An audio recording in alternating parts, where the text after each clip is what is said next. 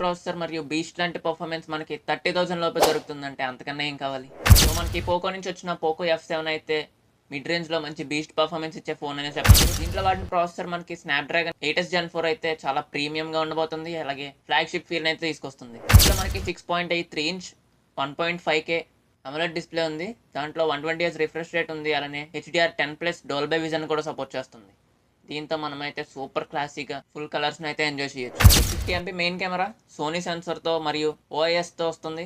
ఇంకా 8 MP ultra wide 20 MP selfie కెమెరాతో వస్తుంది. 7550 mAh బ్యాటరీతో 66 వాట్ ఫాస్ట్ ఛార్జింగ్తో వస్తుంది. ఇది మనకి IP66, 68, 69 వాటర్ మరియు డస్ట్ రెసిస్టెంట్ కూడా.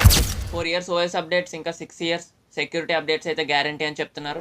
దీని ప్రీవియస్ వెర్షన్ మనం పోకో F6 కనుక చూసుకున్నట్లయితే దాంతో పోలిస్తే ఇది మాత్రం చాలా బాగా అప్గ్రేడ్ చేశారు. గేమింగ్కి మరియు మల్టీటాస్కింగ్ అయితే బీస్ట్ అనే చెప్పొచ్చు. అన్నిటికన్నా మెయిన్ పాయింట్ మనకి ఇది 30,000కే దొరుకుతుందంటే దీని మీద మీ ఒపీనియన్ ఏంటో కింద కామెంట్ చేయండి. వీడియోని లైక్ చేయడం మర్చిపోకండి. ఛానల్కి కనుక కొత్తగా వచ్చినట్లయితే సబ్స్క్రైబ్ చేసుకోండి.